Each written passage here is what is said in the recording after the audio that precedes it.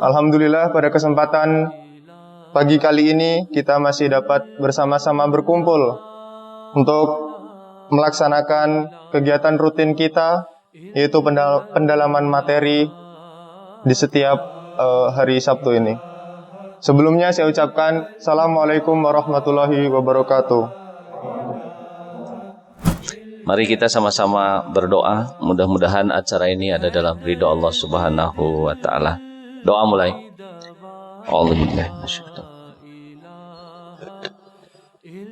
Was-samaa'a rafa'aha wa wada'al mizana alla tatghaw fil mizan.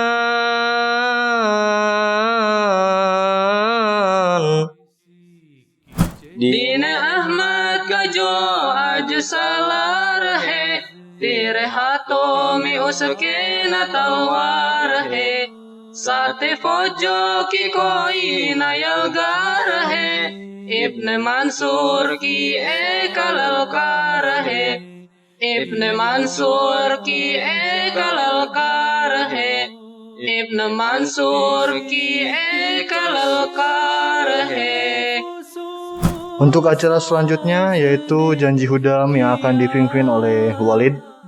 Padanya saya persilahkan.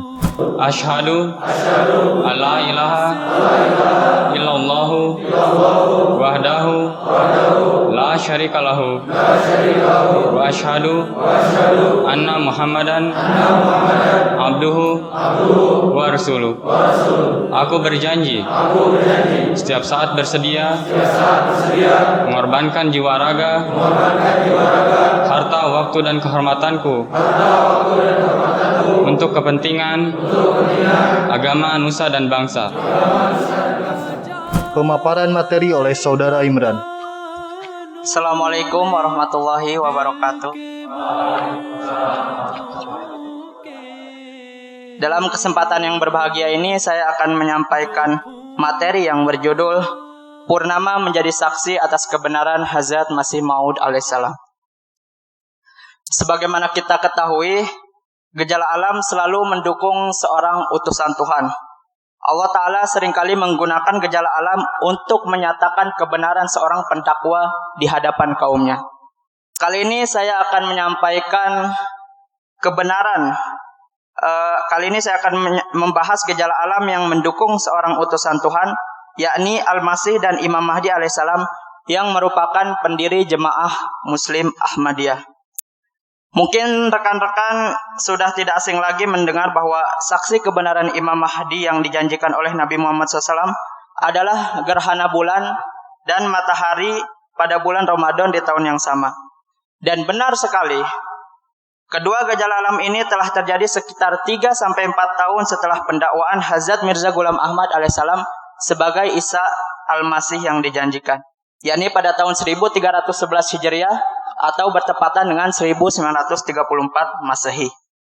Namun kali ini saya tidak akan membahasnya lebih jauh, karena yang akan saya bahas pada kesempatan pagi ini adalah gejala alam yang juga sebenarnya mendukung kebenaran Hazrat Mirza Ghulam Ahmad alaihissalam. Gejala alam tersebut adalah bulan purnama. Pertama-tama kita akan bahas firman Allah Ta'ala pada Quran surah Asy-Syams ayat 2-3. Wasyamsi wadduhaha wal qamari idza talaha. Demi matahari dan sinarnya di pagi hari, dan demi bulan apabila mengiringinya. Dalam hukum alam, matahari adalah pusat dari sistem tata surya kita. Matahari mampu memancarkan cahayanya sendiri. Ia tidak memantulkan cahaya dari benda angkasa lainnya. Dan planet-planet lain pun seperti Merkurius, Saturnus dan segalanya selalu ikut mengelilingi matahari. Adapun bulan selalu mengitari bumi dan bumi selalu mengikuti matahari. Bulan tidak mampu menciptakan cahayanya sendiri, namun apa yang ia lakukan adalah memantulkan cahaya matahari lalu ia sampaikan ke atas bumi. Dalam tafsir Kabir jilid 9 halaman 9 sampai 20 yang membahas ayat di atas, Hazrat Muslim Maud radhiyallahu an bersabda bahwa salah satu makna matahari adalah Nabi Muhammad sallallahu alaihi wasallam. Beliau adalah matahari rohani yang bersinar terang benderang, sehingga beliau adalah pusat dari sistem kerohanian. Sedangkan kata duha yang dimaksud sinar itu bisa diartikan sebagai syariat, akhlak, dan kebenaran. Ayat lain pun mendukungnya. Coba kita melihat Quran surah Al-Ahzab ayat 46 sampai 47. Allah Ta'ala berfirman, Ya ayuhan nabiyyu inna arsalnaka syahida wa mubasyira wa nadhira. Wahai Nabi, Nabi di sini maksudnya adalah Nabi Muhammad, sesungguhnya kami telah mengutus engkau sebagai saksi dan pembawa kabar gembira serta pemberi peringatan. Wada'iyan ilallahi bi'idnihi wa sirajan munira, dan sebagai penyeru kepada Allah dengan perintahnya, dan sebagai matahari yang memancarkan cahaya. Di sini kita garis bawahi wa sirajan munira, dan matahari yang memancarkan cahaya. Itu artinya matahari Rasulullah SAW memancarkan sinarnya yang mandiri dan tidak tergantung pada orang lain. Rasulullah SAW mampu menghasilkan sinar pribadi, tidak mengikuti syariat Nabi sebelumnya, tapi memiliki syariat sendiri. Lalu pertanyaannya, apa makna kata bulan yang mengikutinya? Bulan yang dimaksud adalah wujud-wujud yang kelak hadir di antara umat beliau yang akan memantulkan sinar syariat kebenaran Rasulullah SAW, termasuk Imam Mahdi dan Isa Al-Masih yang beliau janjikan.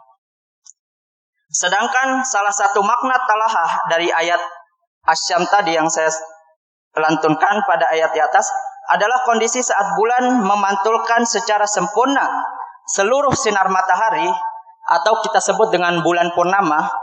Itu biasa terjadi pada tanggal 14, 15, dan 16 dalam kalender Qamariyah.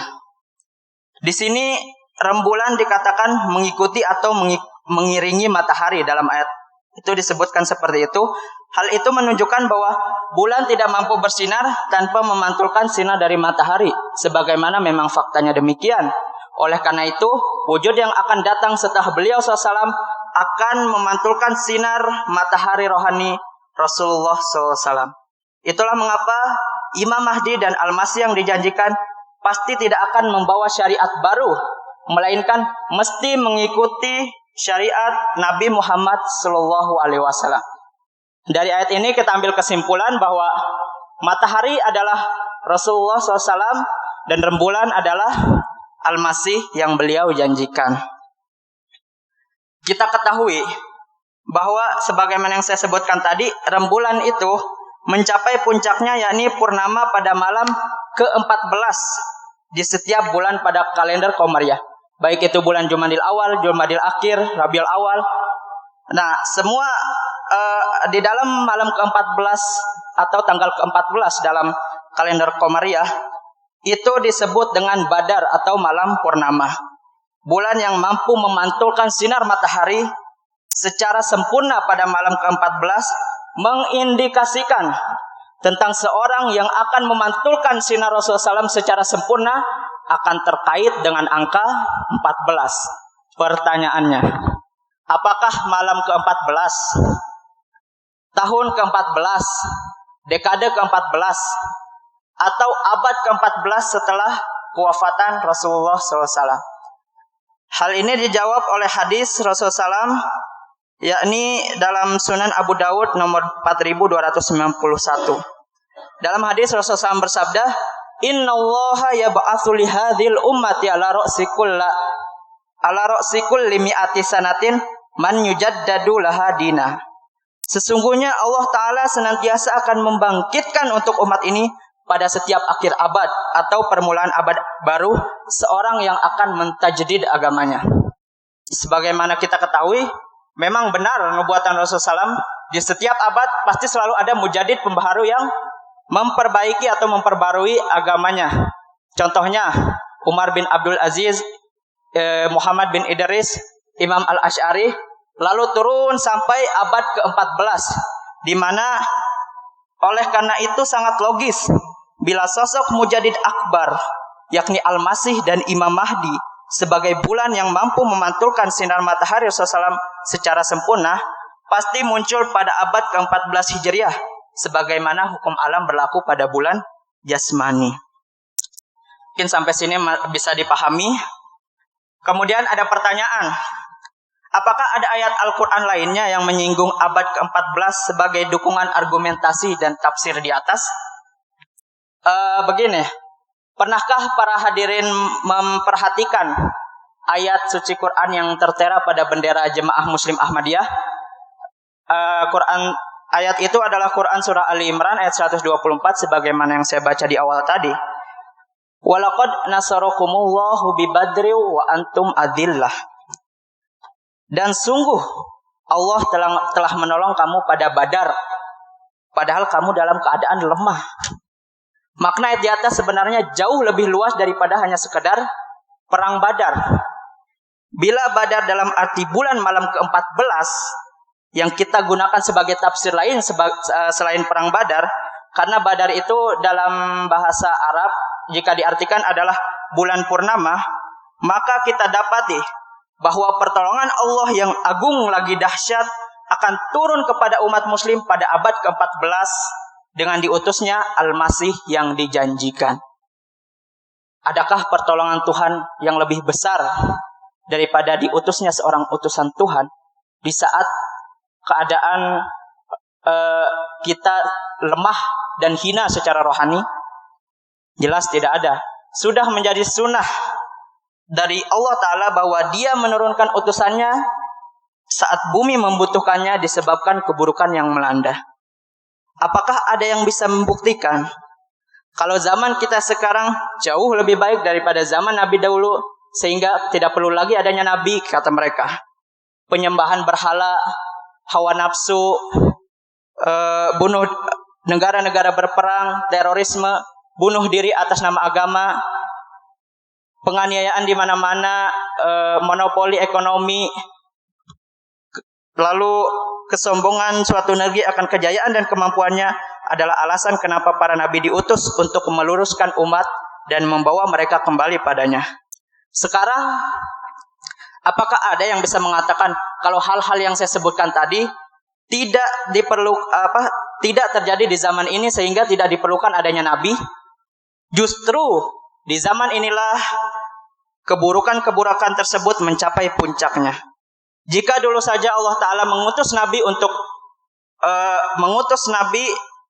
meluruskannya, maka sesuai sunnahnya zaman ini pun sangat memerlukan Nabi atau utusan Tuhan untuk meluruskan keburukan-keburukan tersebut.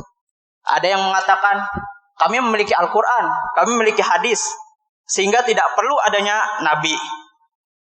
Lalu kami bertanya, kenapa banyak sekali Nabi muncul setelah Nabi Musa alaihissalam, padahal mereka memiliki Taurat yang sempurna yang menjadi rujukan hukuman syariat pada saat itu?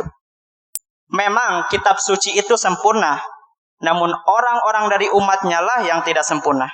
Maka untuk memahami ayat-ayat kitab suci, kita memerlukan seorang utusan Tuhan langsung. Hanya Dia yang sucikan Tuhan mampu menguak makna dari ayat-ayat kitab suci. Maka ayat Quran surah Al Imran ayat 124 telah sempurna dengan diutusnya Hazrat Masih Maud alaihissalam pada abad ke-14 sebagai abad Badar. Itulah mengapa Nabi Isa ibnu Maryam alaihissalam muncul 14 abad setelah Nabi Musa alaihissalam. Maka Al-Masih yang dijanjikan untuk umat muslim pun harus muncul pada abad ke-14 setelah kewafatan Rasulullah SAW sebagai matsil atau permisalan Al-Masih Musawi. Mungkin dikarenakan waktu yang singkat, oleh karena itu saya akan sebentar lagi menutupi materi ini. Sebenarnya banyak sekali gejala-gejala alam yang mendukung kebenaran sang pendakwah Hazrat Masih Maud alaihissalam. Namun tidak mungkin saya akan memaparkannya satu persatu pada kesempatan ini. Seperti ada komet berekor atau bintang kejora, lalu ada wabah taun atau pes pada saat itu, dan juga gempa bumi di mana-mana. Oleh karena itu tidak mungkin saya sebutkan pada hari ini satu persatu. Mungkin di lain kali ada yang bisa memaparkannya atau yang lebih rinci. Untuk menutupi materi kali ini saya akan membacakan wahyu dari Allah Ta'ala kepada Hazrat Masih Maud dalam bahasa Urdu. Dunia में एक नादिर आया पर दुनिया से उसे कबूल न किया लेकिन खुदा उसे कबूल करेगा और जोर और हमलों से उसकी सच्चाई जाहिर कर देगा. Di dunia ini seorang pemberi ingat telah datang ke dunia. Dunia tidak menerimanya, tetapi Tuhan akan menzahirkan kebenarannya dengan serangan-serangan yang dahsyat. Wa akhiru da'wana alhamdulillahi rabbil alamin. Wassalamualaikum warahmatullahi wabarakatuh. La ilaha illallah, la ilaha illallah.